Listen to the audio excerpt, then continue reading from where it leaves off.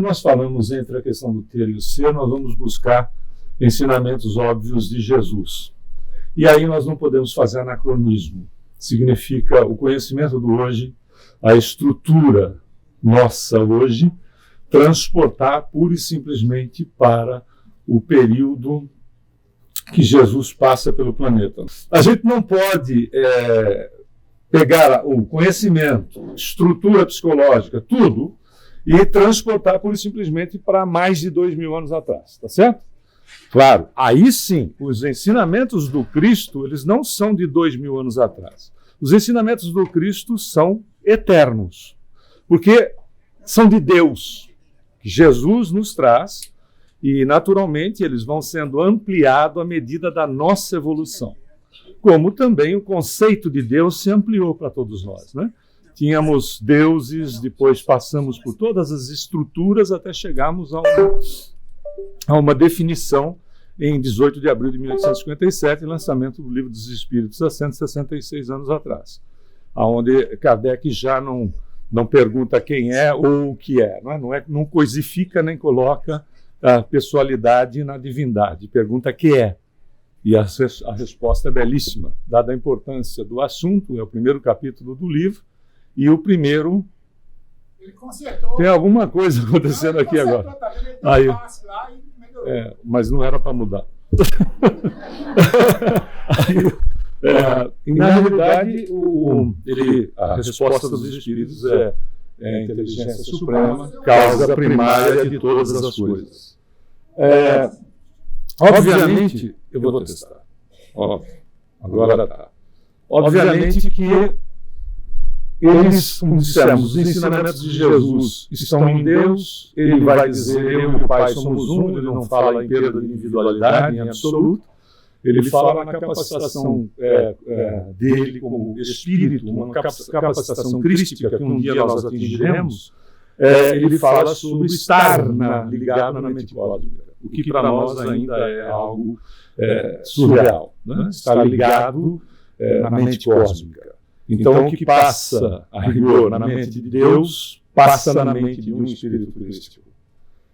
Há que se ter uma capacidade diferenciada que nós possamos conhecer hoje em dia. Então, os ensinamentos dele são reflexo, exatamente, ele reflete a verdade divina. Então, ele foi, é e será, sob todos os aspectos, a base dos seus ensinamentos.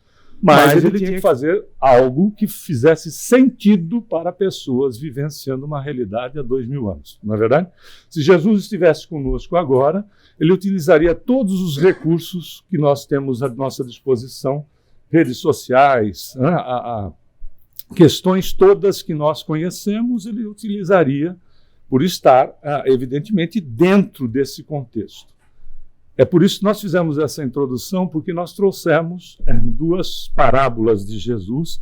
A primeira é esta aqui, a parábola do rico insensato, que nós podemos localizar em Lucas, no apóstolo Lucas, capítulo 12, versículo ou parágrafo 16 a 21. Que é interessante que ele começa com uma parábola dizendo, e propôs-lhes uma parábola. A parábola é uma historinha de fixação, veja como é uma coisa interessante, né? Como ele era de fato um mestre, como ele aceita o título de mestre, foi o único que aceitou, o único título que ele aceitou. Na realidade, a parábola ela tem a proposta da fixação, porque às vezes nós estamos numa palestra e determinadas palavras funcionam como gatilho. Nós ouvimos e a nossa experiência, o nosso conhecimento, etc., toda a estrutura nossa pode fazer um link, uma ligação com esse gatilho e nós viajamos mentalmente para uma situação conhecida, experienciada, etc. Quando nós voltamos, o assunto já está lá na frente. Não é assim? Muito normal. É como fazer a leitura de um livro. Às vezes uma palavra é o gatilho, nós avançamos 2, 3 páginas, diz, vou ter que voltar tudo o quê? Né? Acabei ficando lendo, mas não fixando, porque eu fui até determinada ocorrência passada, etc. Então, a parábola serve como elemento de fixação e, ao mesmo tempo, tem uma estrutura espiritualizante, né, que visa a espiritualização do ser.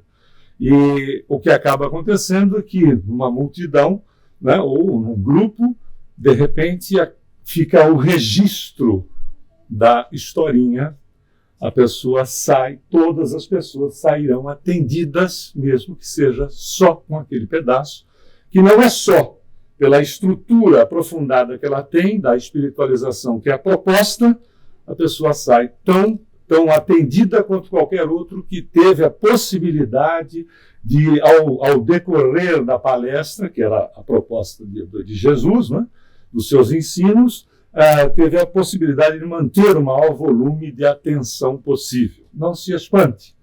Pesquisa no Mundo nos coloca num processo para nós adultos de profunda atenção, fazendo uma retenção do que é colocado de 30% a 40%. Porque, exatamente por conta dessa particularidade de experiências, conhecimentos, vivências, etc.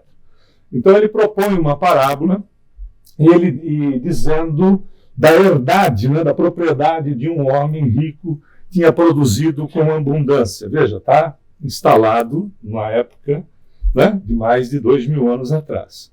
E arrazoava ele, né, discutia ele consigo mesmo, dizendo: que farei? Não tenho onde recolher os meus frutos. E disse: farei isto. Derrubarei os meus celeiros e edificarei outros maiores. E aí recolherei todas as minhas novidades e os meus bens. Na sequência diz: e direi à minha alma: alma, tens em depósito muitos bens para muitos anos. Descansa, come, bebe e folga. É a mesma coisa que ganhar no Powerball acumulado. Ok? Que era para a época. Mas Deus lhe disse: louco, esta noite te pedirão a tua alma, e o que tens preparado, para quem será? Assim é aquele que para si ajunta tesouros e não é rico para com Deus. Você percebeu que nessa do louco ele é até aquela, né? Ele tem que ter aquela voz assim de meio fantasmagórica de à noite, que eu vim te buscar. E aí não tem jeito. Eu dou as minhas cacetadas. Numa outra proposta ele traz a do jovem rico, que algumas traduções, dependendo da tradução, você tem que ele era um príncipe, algumas ele era um jovem rico, ele era um proprietário, ele era um chefe, coisa do gênero. E aí o jovem pergunta para ele, né, o que eu preciso fazer para alcançar a vida eterna? Né, para me espiritualizar, conforme nós entendemos hoje, não é verdade? Para que eu esteja de bem comigo mesmo. Aí ele diz: cumpra os mandamentos. Não matarás, não roubarás, não dirás falso testemunho, né? Honrar o pai e a mãe. Faz isso e viverá. Ele disse: mas isso eu já faço. Então o cidadão tinha lá um esforço, um exercício considerável. Ele disse: eu já faço isso. Ele disse: bom, então faz o seguinte: pega o que você tem, vende tudo, dê aos pobres e me segue. É sério, hein? Imaginou Jesus aqui? Diz assim: vende a tua casa, se você a tiver, o teu carro, todas as tuas coisas, dá para a caridade. Avisa a gente aqui que o KSSF vai buscar, e me segue. Evidentemente que nós temos que colocar no tempo. Se o indivíduo era um indivíduo com muitas posses, muito rico, ele não administrava tudo sozinho, não é verdade? Ele não podia estar administrando tudo sozinho. Ele devia ter pessoas, né, que gerenciavam para ele também. Percebe? Jesus não seria em momento nenhum uma criatura que menosprezasse o esforço das pessoas no sentido delas se melhorarem, no sentido de crescerem, de poder ter as suas conquistas. não é? Porque é o esforço do seu trabalho, seja ele dentro ou fora do lar, em conjunto ou sozinho, é o esforço que nós fazemos e que nos influencia a primeira sociedade, que é a família, e se estende, porque há um processo de terceirização, quarteirização, o seu trabalho, seja ele qual for, mesmo cuidando dos afazeres da residência, né, do lar, na realidade ele se estende. Ele se estende de tal maneira e com tal importância que nós verificamos isso no reflexo da sociedade. Querem ver? A educação que você dá para os seus filhos será o reflexo de você na sociedade. Não é verdade? Porque da onde nasce, onde estão vivendo aqueles que são guerrilheiros ou aqueles que são pacificadores, saíram da onde? Se não de casa. Eles não vêm de Marte, não é? Não vêm de outro planeta e desembarcam aqui. Eles saem de dentro de um lar. Que quanto mais equilibrado, melhor o reflexo na sociedade. Veja a importância do trabalho como um todo. Não é só a ação que nós façamos fora do lar em benefício de nós angariarmos valores para fazer a manutenção. Jesus não iria contra isso, porque faz parte do processo reencarnatório o nosso posicionamento no mundo. Não é verdade? E esse posicionamento tem importância fundamental sobre todos os aspectos, não só desse aspecto comercial da atividade remunerada, mas de todos os aspectos no que diz respeito à evolução do espírito através do seu esforço diário. Por isso que a gente tem que gostar do que faz, porque senão fica um processo autoflagelativo, não é? A segunda-feira é cruel para quem não gosta do que faz. Ou então você nunca irá trabalhar na vida, porque você gosta do que faz. Não é assim? Perguntando para uma pessoa que gosta do que faz, ela vai dizer assim, eu nunca trabalhei na vida, porque eu amo o que eu faço. E aí há uma identificação. Claro, tudo dentro do seu momento, etc. A gente tem que respeitar as condições, as necessidades da época. Jesus faria diferente? Não é verdade? Olha, larga tudo, abandona tudo e vem comigo. Qual era o recado aí? Apego. Tenha, mas não deixe que as coisas tenham você. É diferente. Desapegar não é jogar para fora. Não era abrir mão das suas conquistas. É diferente. É não ser escravo delas. Não aliás, já foi até letra de música de Bob Marley. Né? Nós amamos as coisas e usamos as pessoas, quando nós temos que amar as pessoas e usar as coisas. A começar do próprio corpício que Deus lhe deu. E por mais malhado que esteja, bronzeado, etc, você vai deixar ele aqui. Puxa, mas agora que ele estava no ponto. Às vezes é até no ponto mesmo. Porque às vezes o exagero no ponto é tamanho que o ponto é que leva o indivíduo mais rápido para o cemitério. Bom, mas aí é de cunho pessoal. Nós não podemos descuidar do maior patrimônio que temos, que é ele próprio. Que, aliás, Paulo observa na primeira carta aos Coríntios que o corpo é o templo do Espírito, mostrando o valor que ele tem para o nosso processo evolutivo. E é o mesmo Paulo que na segunda carta aos Coríntios, e essa vale a pena porque capítulo 3, versículo 6, que ele diz, a letra mata, o espírito vivifica. E a gente saiu queimando o livro, destruindo a biblioteca, num processo de ignorância suprema. Quando na realidade ele dizia, não dá para ficar no texto, há que se ficar no contexto. E aí exige da pessoa a questão de pesquisar, de usar da sua razão, que aliás é a recomendação do Kardec, do codificador, usar da razão para penetrar na essência do ensinamento, que é isso que a gente está colocando aqui a respeito de Jesus. É a essência, a questão do apego ou do desapego. Quem está apegado está escravizado ao processo.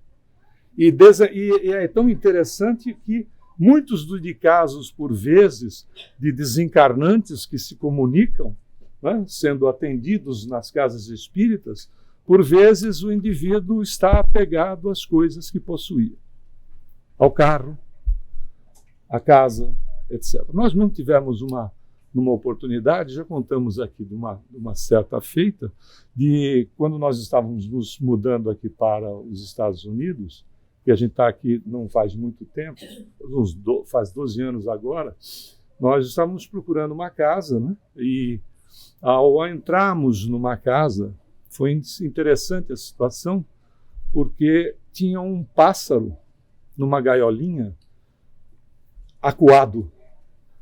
Ele estava acuado na gaiola e ele piava. Um pássaro piava, demonstrando receio por alguma coisa.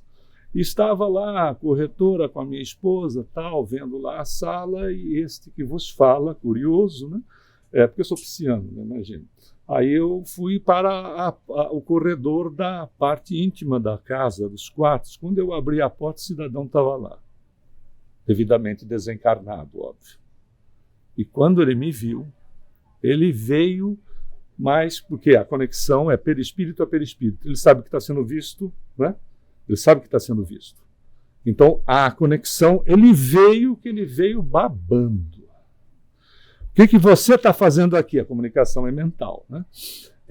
O que você está fazendo aqui? Fora da minha casa. Fora. Mas veio, e aí eu fui saindo, passei pela corretora e pela minha esposa, disse assim, vamos embora.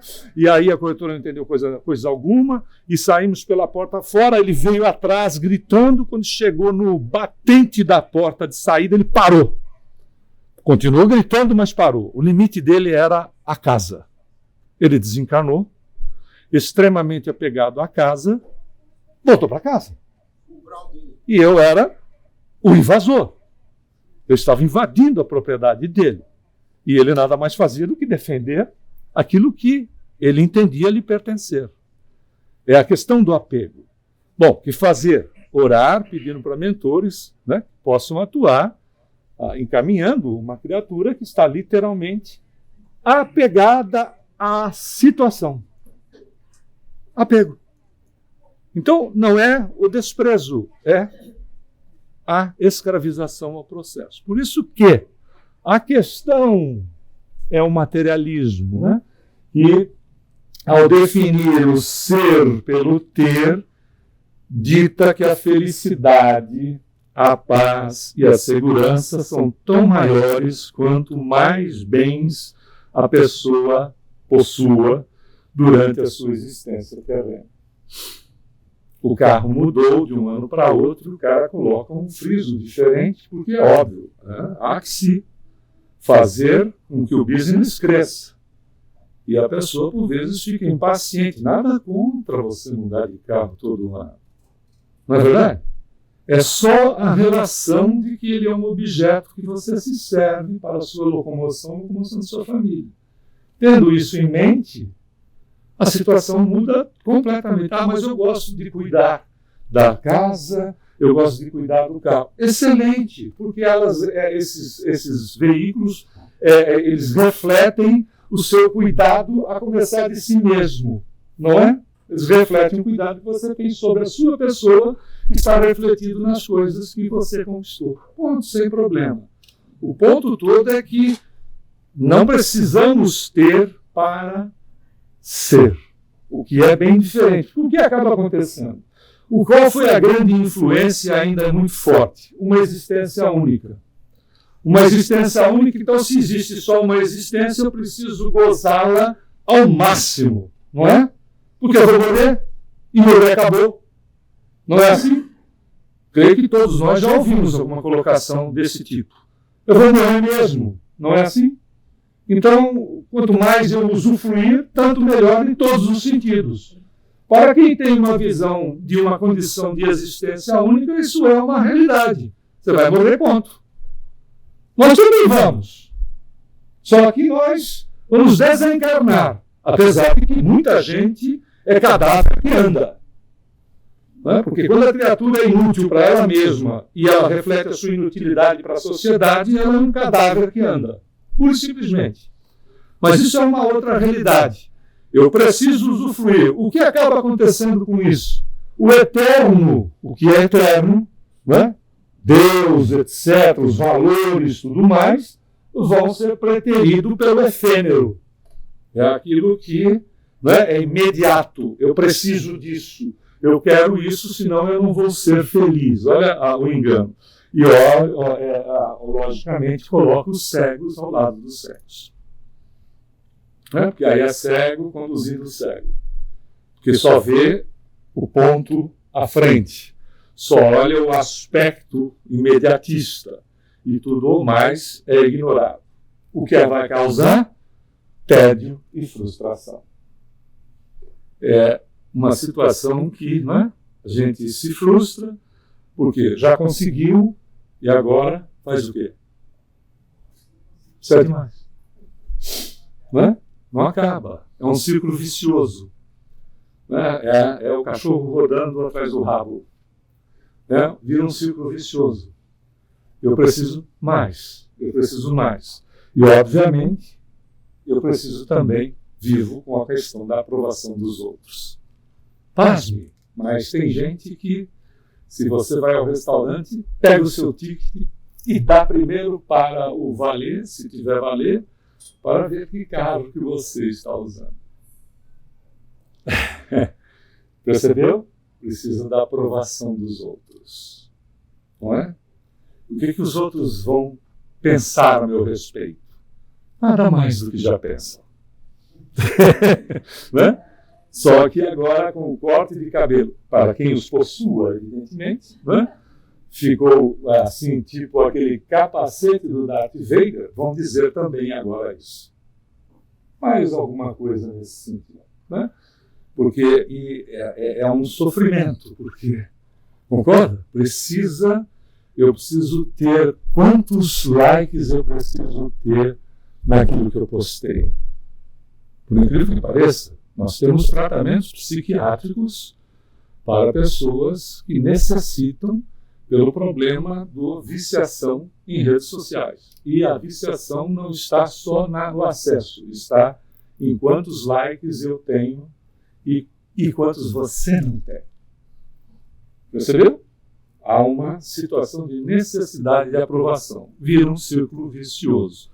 Olha Jesus falando no livro Boa Nova, através de Humberto de Campos, na psicografia do Chico. Tudo na vida tem um preço que lhe corresponde. Se vacilais receosos ante as bênçãos do sacrifício e as alegrias do trabalho, meditai nos tributos que a fidelidade ao mundo exige. Você acabou de ver aí atrás, né? Quais são os seus valores? É a questão do Cristo para todos nós. O que é que você valoriza?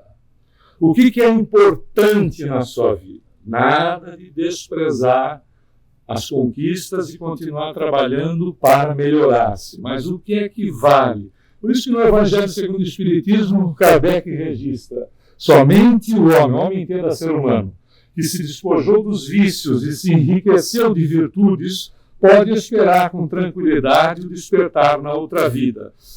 Não é outra vida porque desencarna e vai viver outra existência. Não é. Amanhã de manhã, se você não trabalha durante a madrugada, amanhã de manhã, a sua vida começou de novo. Você reencarnou. Não é? Porque somos seres interexistentes. Um cochilo, algumas horas de sono, saímos do corpo, estamos na realidade que é nossa, que é espiritual. Ok? Para não voltar para o corpo, é assim. Não queremos meter medo em ninguém, você não precisa tomar café com Coca-Cola, coisa do gênero. Mas é assim. Não é? Para reencarnar, não. Para reencarnar tem que fazer planejamento, ver se os pais aceitam. Primeiro se eles vão dar certo. Depois se eles vão nos aceitar. Aí o Emmanuel diz, inclusive no livro Leis de Amor, nós estamos fazendo uma doce obsessão. Claro que se não der certo, a gente dança, né? Fala umas coisas bacanas para ela. Ela precisa ouvir que você a ama. Você já percebeu isso, né? Nós, os meninos. Ela precisa ouvir. Porque elas criaram o processo de manifestar sentimentos com facilidade. E a gente teve um bloqueio em relação a isso. Homem não chora, homem não demonstra sentimento, não é? Hoje em dia, graças a Deus, está mudando o processo educacional em relação a isso. Mas elas têm essa relação de colocar sentimento. Fala logo, miserável, que você ama essa criatura, não é verdade? Não é? Coloca o seu sentimento, qual é o problema? Não é? E onde está a fragilidade do ser? No desconhecimento dele próprio. Essa é a fragilidade do ser. É exatamente essa. Então, veja como é tudo muito, muito curto. Uma existência, segundo a ONU, antes da pandemia, no mundo alcançava 73 anos de idade. Depois da pandemia, colocaram uma faixa etária média, porque houve uma mudança em algumas regiões muito mais fortemente do que nos Estados Unidos, por exemplo.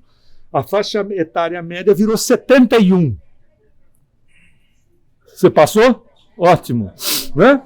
Eu estou próximo, então, bem próximo. Mas o que eu tenho de amigo e amiga no plano espiritual, aí brincadeira, já estou ficando preocupado, sabia? Porque, nossa, tem muito amigo e amiga lá. Aí o ponto é, pessoa 73, média, faixa média, do mundo todo. Não é nada. E tem esse expediente.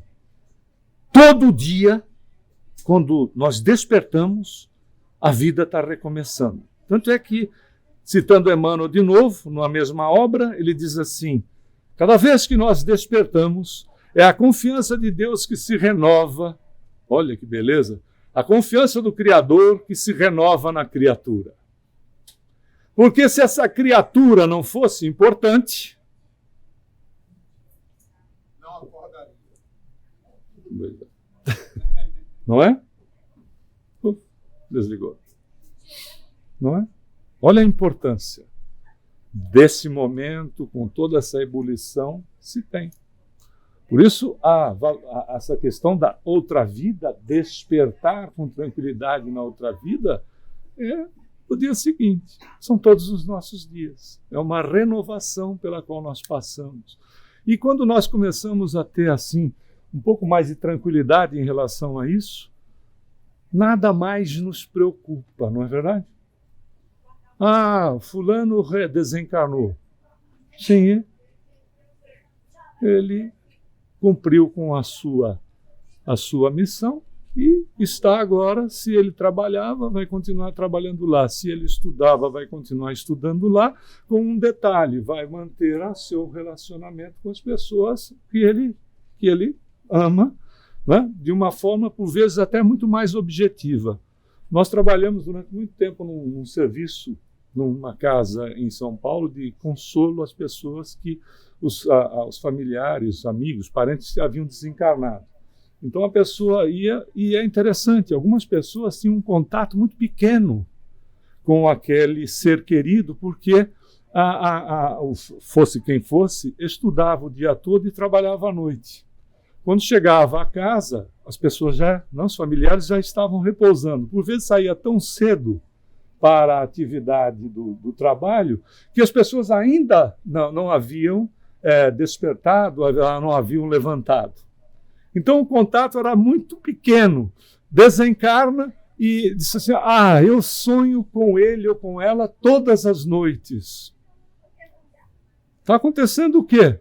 Um contato com essa criatura, né, numa condição muito maior do que efetivamente acontecia antes. Claro, mas nós somos pessoas, nós somos espíritos que nós temos ainda, e sem qualquer problema, a necessidade desse contato mais objetivo, não é assim?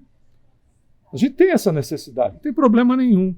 A gente quer as pessoas que nós amamos o maior tempo possível conosco. Ora, isso nos faz bem para nós, faz bem para o outro. Ótimo! Aproveitemos isso ao máximo, não para ficar grudado na criatura, né? Mas aproveitemos isso ao máximo, esses momentos que eles são exatamente aqueles que nos trazem a real felicidade. Olha o que Kardec ainda diz no livro Céu e Inferno. Engana a si mesmo que vê nas riquezas da terra a chave para a sua felicidade. Na ideia de conservar, apegando-se ao bem que não lhe foi dado, quando deverá usufruir dele com desambição. Porque nós somos usufrutuários e usufrutuárias dos bens divinos. Ponto. Não é seu. Acabou. É isso que ele está dizendo aqui. Não é isso? Saiba utilizar. Ah, porque é meu isso. Não é. Não é. É porque nós somos territoriais. Por isso que é o meu. É minha. Porque nós somos territoriais. Né? O animal ainda está muito mais próximo de nós do que o angelical. Não é verdade? Então o que acontece? A mesma coisa que você tem um cachorro. Você compra um cachorro, filhote de um pastor alemão e bota ele para dormir na tua cama. Ele vai crescendo. Aí a hora que você quiser botar ele para fora da tua cama, ele põe você para fora da cama. Né? Porque ele é territorial. Espaço ocupado não é devolvido. Nós somos assim, não? Somos ou não somos? Um pouquinho, né? Não tem problema nenhum, não. É um processo de desenvolvimento. Mas somos usufrutuários. É de Deus. Até o Espírito é a sua criação, que nós facilitamos no processo da maternidade e da paternidade, nós facilitamos a questão da vestimenta para que haja o processo reencarnatório. Mas não é nosso. Mas é óbvio que aquela criatura vai nos exercitar o que temos de melhor em nós mesmos. Sendo seu filho, seu sobrinho, seu enteado, seja quem for. Ele vai nos trazer a possibilidade de nós nos exercitarmos naquilo que nós temos de superior em nós, que é o amor. Por isso que é comum a gente ouvir a felicidade não é desse mundo. Não é comum a gente ouvir isso? Então significa que nós somos uma quantidade de gente, todo mundo triste, abatido, acabado, porque Deus gosta de gente assim, né? Pessoas que são pobres, miseráveis, doentes, tristes, acabados, etc. Deus gosta dessas pessoas. É um contrassenso absurdo. Jesus entrou na casa do Zaqueu, que era um milionário da época, e o Zaqueu disse: tudo que eu faço de incorreto eu devolvo 3, 4 vezes para a criatura se eu a prejudiquei. E Jesus diz o que para Zaqueu? A salvação, quer dizer, a conscientização, o esclarecimento entrou hoje nesta casa. E o Zaqueu foi chamado 13º apóstolo, que um dia reencarnaria como Bezerra de Menezes. O doutor Bezerra de Menezes foi o Zaqueu, né? Que é uma maravilha. Não é uma maravilha, porque foi uma alma de dedicação, porque todos nós temos a possibilidade de fazer mudanças na nossa existência se nós quisermos. Realmente, felicidade não pode ser desse mundo. A gente não dá para amarrar a felicidade numa casa, principalmente no sul da Flórida. Você tem uma categoria 4 e 5 e a sua felicidade vai pelos ares, literalmente. Não é verdade? Não dá para amarrar também, né? Na Bolsa Prada, porque pode ser que em Miami, principalmente, possam que peçam ela emprestado, para não devolver mais. Também não dá para amarrar no carrão, porque por mais bacana que seja, ele também pode não só ser roubado, como pode ser danificado numa colisão, como vai envelhecer. Também não vai dar para amarrar aqui. Isso tudo traz um elemento interessante que se chama alegria. Você tem aquela explosão de alegria, como também, se você gosta disto aqui. Ok? Ele te dá uma explosão de alegria. E existe o porquê. Nós só trouxemos uma particularidade. Ele também é rico em tirosina. E é uma substância que estimula não só a liberação de endorfina, conhecida como hormônio da felicidade, que na verdade é de alegria, não é? Como também a produção de serotonina e dopamina. E a dopamina age no circuito de recompensa no cérebro e você quer o quê? Repetir. E aí, eu sou um chocolatra. É mesmo, né? Porque é uma coisa fantástica, aquele momento de alegria. Né? Só que acabou a barra, passou a alegria, você precisa de novo. Percebeu como, por exemplo, qualquer condição que entre nesta estrutura, ela é uma enfermidade dependendo do que é? Notou porque a corrupção é uma repetição do indivíduo na própria situação, seja corrupção no nível que for. Porque tem pessoas que corrompem ideias, corrompem conceitos, etc. Não é só questão financeira. Não é por quê? Porque é um momento, aquilo passa, eu preciso repetir. Porque há uma demanda, é a mesma coisa que usar determinados tipos, ou seja, de qualquer droga, seja ela lícita ou não, porque há uma solicitação do próprio organismo, que há uma imposição. E aí começa a haver a demanda. Então há uma diferença gigantesca que a gente percebe sobre a questão da alegria e da felicidade. Não é? Os momentos alegres são todos assim. Que bom, passou. Não é? Que bom, passou. É rápido. A felicidade não, porque ela é uma construção. Ela é uma construção. E aí o Kardec diz, a felicidade devemos associar a ideia de caminho, de servir e de liberdade. Pois a marcha avante do espírito rumo ao seu norte inexorável, que é Deus, é contemporânea à libertação de si mesmo, sendo o amor a chave do seu cárcere individual.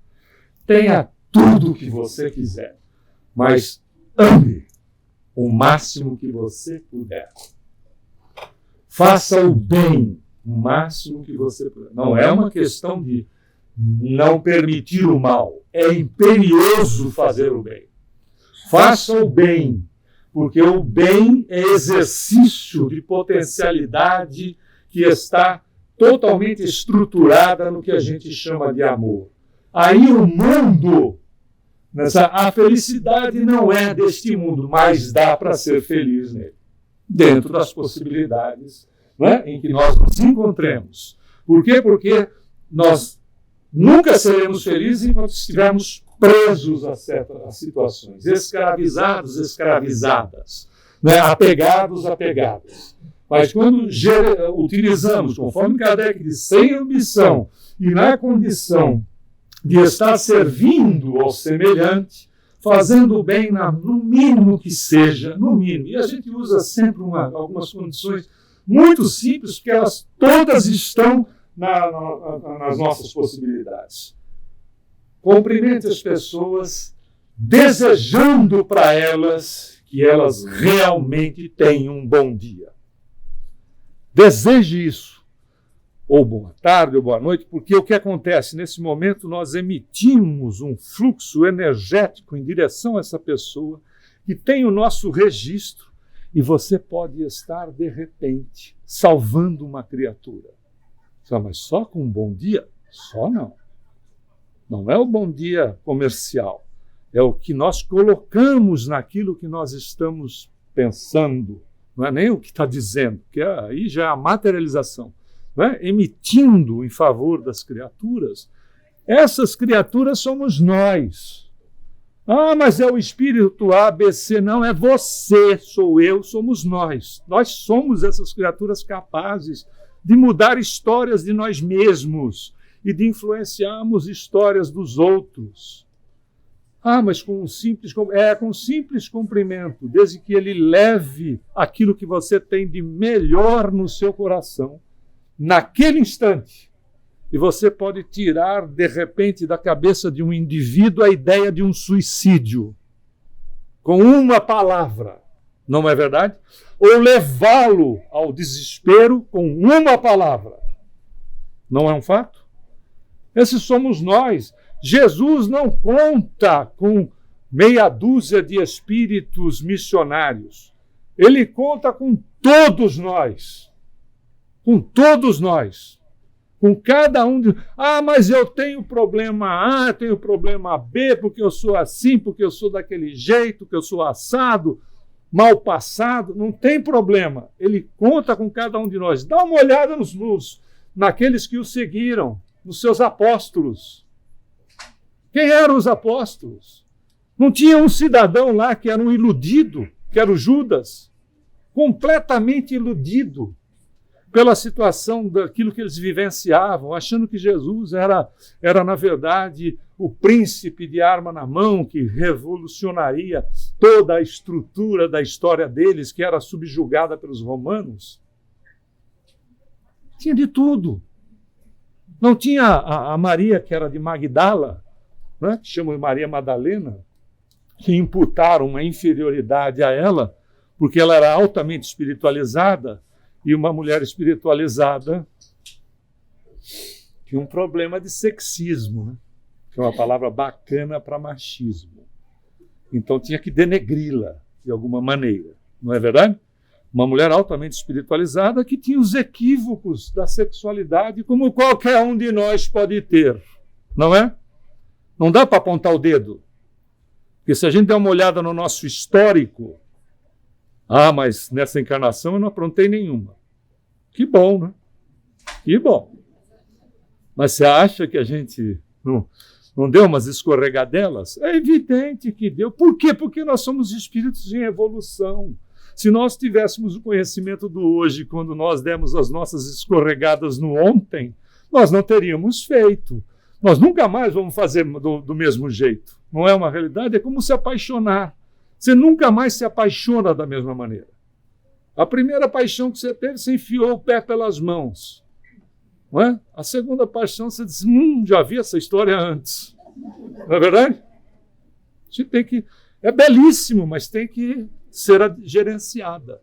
Senão a situação fica complicada. Se isso é uma realidade na nossa vida, isso é a realidade que Jesus traz, dizendo o seguinte: eu vim em nome de meu Pai e não me aceitais. Se outro vier em seu próprio nome, a esse aceitareis. Olha que coisa, hein? Eu vim em nome de Deus e vocês não me aceitam. Mas se vem outro em nome dele próprio, a esse você aceita. Está cheio por aí, não está? Você deve acompanhar vários casos. Porque fulano falou isso. Foi. Sabe o que o Kardec disse para aquilo? A gente estava até conversando, né? Ele diz no livro Obras Póstumas, uma opinião tem o valor de uma opinião, seja ela de encarnado, de desencarnado, de quem quiser assinar, é uma opinião. A verdade é de Deus, se é de Deus é de todos. O resto é opinião. Tem direito de expressá-la, mas não significa que seja verdade. Por isso que Jesus faz essa recomendação. Veja, é mais de 2000 anos nessa recomendação. E ele diz mais: como podeis vós crer recebendo honra uns dos outros e não buscando a honra que só vem de Deus? Legal. Olha que incrível. Como é que você pode crer? Não é? Fazer essa ligação com a divindade, se na verdade você está preocupado com a honra, com o que os outros vão pensar e falar a seu respeito. Que incrível! Ele está falando para hoje, não? Ele falou para ontem, está falando para hoje, e essa realidade adaptada no tempo continuará sendo realidade na nossa vida. Por isso que a recomendação é dele: ame e seja feliz. Porque o amor contagia. Conta-se numa história antiga, já contada aqui algumas vezes, eu vou pedir a sua permissão para repetir, que o José morreu. Né? A história é de um autor católico, mas não se encontra o nome dele. Então José morreu. Aí ele foi para o céu. Chegou lá no céu, tinha uma recepção. Chegou lá, a recepcionista toda atrapalhada, porque eles estavam fazendo um trabalho de alteração na área de tecnologia. Se tiver gente de tecnologia, sabe como é que é, né? Porque uma coisa é o tecnólogo, outra coisa é o usuário. Né? Tem uma situação ali, às vezes, complicada entre essas duas facções, né? Que acabam virando facções, né? Se é de tecnologia, não. Vira facção, né? Às vezes vão para o combate, inclusive. Aí a situação, ela estava toda atrapalhada lá, e ela disse: quem é você? Eu disse: eu sou José. Eu disse: José, não encontrei aqui. Bom, se eu não encontrei, ele disse: bom, eu faço o quê? Eu vou para onde? Disse: bom, se você não está aqui, vá para o inferno. Aí o José era um cara positivo, um cara bondoso, era uma pessoa como qualquer um de nós, assim. Aí o José, extremamente disciplinado, ela mandou ele para o inferno, ele foi para o inferno. Aí foi para o inferno lá, aceitaram o José. E passaram umas semanas, a secretária do Pedro, que é o São Pedro, o cara que tem a chave lá, pegou e disse: senhor Pedro, o Lúcifer, né, que é um absurdo, né? Lúcifer quer dizer luz, é o anjo decaído. Ele virou anjo quando ele decaiu. O Lúcifer está querendo falar com o senhor. Ainda não usaram aparelhos fixos, ele está na linha. Ele está na linha, né? E está querendo falar com o senhor. Ele disse: olha, você disse para o Lúcifer que eu estou com o meu schedule, com a minha agenda carregadíssima e que eu ligo para ele depois. Ela voltou depois de um minutinho e disse: não vai dar, seu Pedro. O Lúcifer está se queimando de raiva, literalmente. Né? Aí, bom, Vale quer falar com o senhor de qualquer jeito. Então passa ele. Aí eu transferiu. Aí o Pedro pegou e disse: Lu! Vai, Lu! Lu, coisa nenhuma. Sem intimidades e sem brincadeirinhas, porque você me mandou. Eu não esperava tudo de você. Menos isso. Você mandou um míssil aqui para o inferno que está acabando com o inferno. Está me deixando louco. Mas o que aconteceu? Como que aconteceu e você não sabe? Eu disse: se soubesse, eu disse: não. Você me mandou um tal de José, que chegou aqui e começou aos poucos falando a respeito de que ser feliz é ser bom. E aí começou com essa conversinha, agora foi amealhando gente, começaram a se reunir, estão montando uma ONG para fazer o bem para as pessoas aqui no inferno primeiro, etc. E você não sabe? Não é coisa sua? Ele disse: absolutamente. Senão você tem que fazer alguma coisa. Faz o seguinte: manda o José para o céu. E aí o Lúcifer bateu o telefone sem se despedir, mal educado, e o José foi transferido para o céu e devidamente aceito. Conclusão: seja tão bom, mas tão bom, que se um dia você for parar no inferno, até o demônio vai querer mandar você para o céu. Muita paz a todos.